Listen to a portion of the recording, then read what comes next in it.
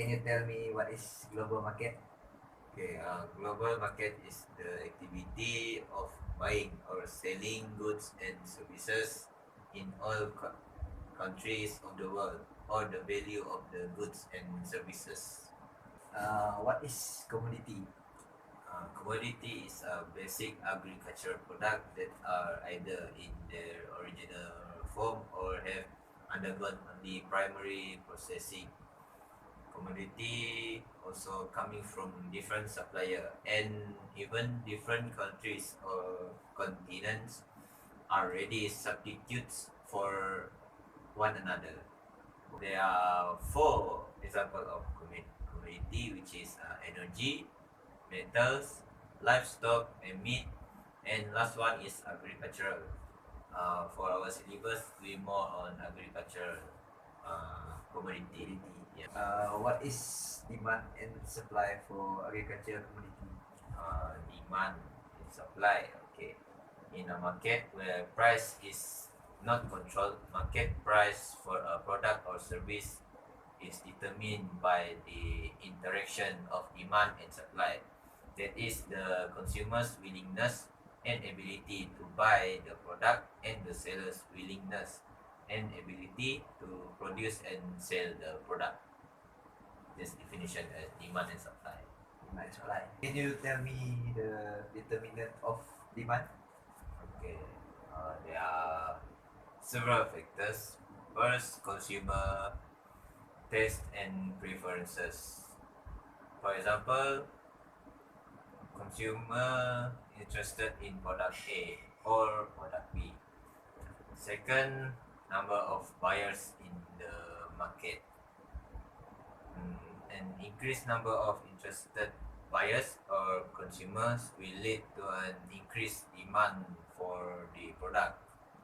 Next factor is consumers' income. High income of the consumer may affect the demand of the product. Next, price of related goods such as substitute, complement, or independent. For example, as the price of fuel rise, consumers are less interested in buying a vehicle, which is these two are relate each other. Yeah. And last factor is consumer expectation of the future. For example, buy more now if I think the increase in the price of this non-perishable product will be greater than the cost of storing the product. That's the determinant of demand. How about supply? Okay, for supply, first resource or input cost. For example, increased cost of livestock feed will cause producer to sell the livestock at an earlier time and at a lower weight, thereby reducing their output of pound of livestock.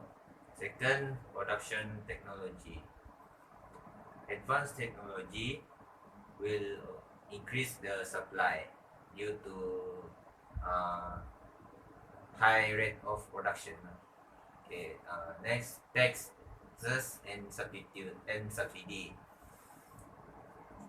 A supplier will reduce production if the cost of production rise as the result of a tax or other government policy. For the fourth factor, which is price of the other goods and the supplier could produce.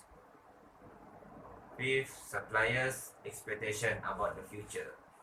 Expectation about future price of product, which reflects expectations about future demand and future supply of the product. Last one, number of sellers or suppliers in the market.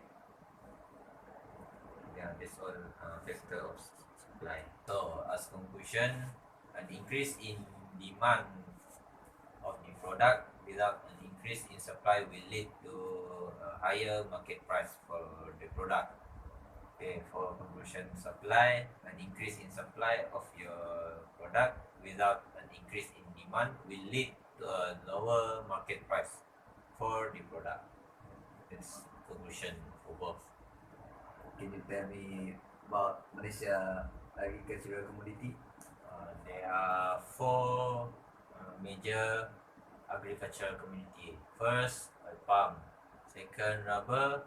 Third, paddy, and the last one is cocoa. For the first one, palm. Palm planted area since 2016 reached 5.74 million hectares, which is increased 1.7% as against 5.64 million hectares recorded in the previous year. This was mainly due to the increase of new planted area, especially in Sarawak, which recorded increase of 4.7%. In Sabah, still the largest palm planted state, which is 1.55 million hectares of 20 or 27% of the total oil palm planted area, followed by Sarawak with 1.51 million hectares or 26%. Meanwhile, in Peninsular Malaysia, accounted for 2.68 million hectares or 47% of the total planted area. For rubber, global production of rubber reached 27.2 million tons in 2016 at an average annual growth rate of 2.2% from 23.7 million tons in 2010. For world consumption of rubber in 2016 increased by 4.5% year on year to 27.5 million tons as compared to 26.8 million tons in 2015. For example, China, USA, India, Japan, Thailand, and Russia were among the top consumers of rubber in 2016. For Malaysia, rubber production declined by 3.2% year on year to 795.9 thousand tons in 2016 as compared to the previous year. For smallholding sector was the main contributor to the production of natural rubber at 665 301 ton or 92.1% of the total production, while 7.9% was from the estate sector. Planted area in 2015 was 995,733 hectare. A large portion of rubber planting was owned by smallholding sector, and this one is estate sector. Almost half of the natural rubber export to China. Malaysia import natural rubber in 2015 mainly from Thailand and Vietnam. For domestic consumption of natural rubber in 2016 and 2015 was 400,000 tons.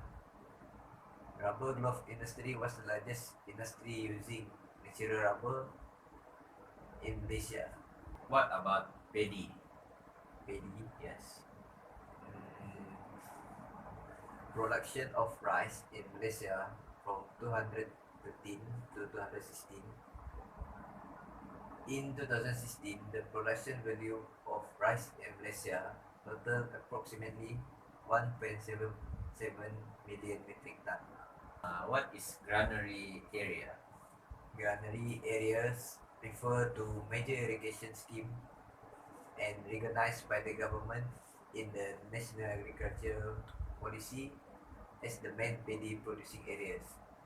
There are several granary areas in Malaysia, namely Muda Agriculture Development Authority (MADA), Kemubu Agriculture Development Authority (KADA), and Kerian Integrated Agriculture Development Area. What about cocoa?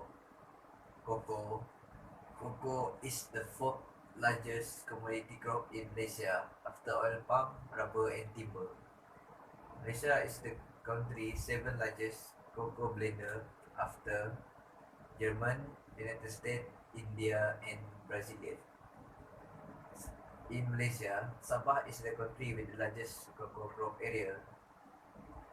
The world major cocoa producing countries are Ghana, Indonesia, Brazil and Ecuador.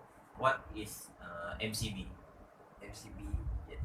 MCB is Malaysian Cocoa Board. Malaysian Cocoa Board is a federal statutory agency under the Ministry of Plantation Industry and Commodities. The main objective is to develop the cocoa industry in Malaysia to be well integrated and competitive in the global market. Emphasis is given to increasing productivity and efficiency in cocoa bean production and increase downstream activities. What about in the other industrial crop? Industrial crop. Yeah. Industrial crop is actually a crop ground to produce good to be used in the production sector rather than food for consumption. Industrial crop impact the economy by providing a product which lessen the need for import. The example of other industrial crop is pineapple, pepper, coffee, tobacco, tea, and etc. Can you tell me importance of agricultural marketing? There are several important of agricultural marketing. First is specialization.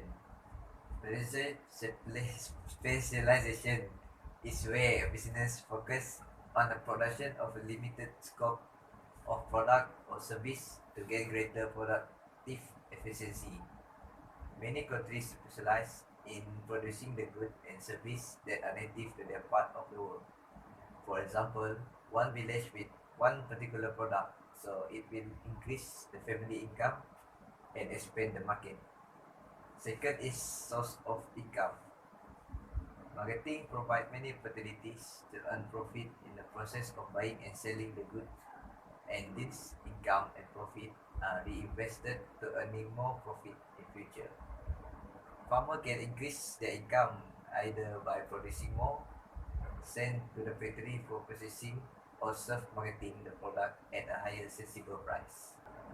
Next is physical function. Marketing lead to the provision of adequate transport and communication facilities. For example, road, railways, storage facility, and financial arrangement. The fourth one is career opportunities.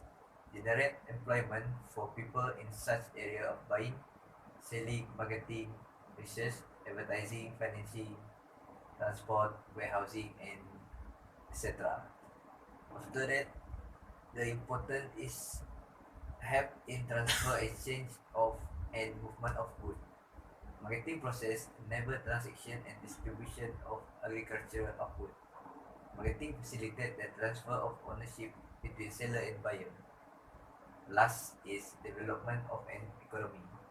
Marketing contribute to achieving business profit and growth. The more organized the marketing organization makes the economy more strong and stable.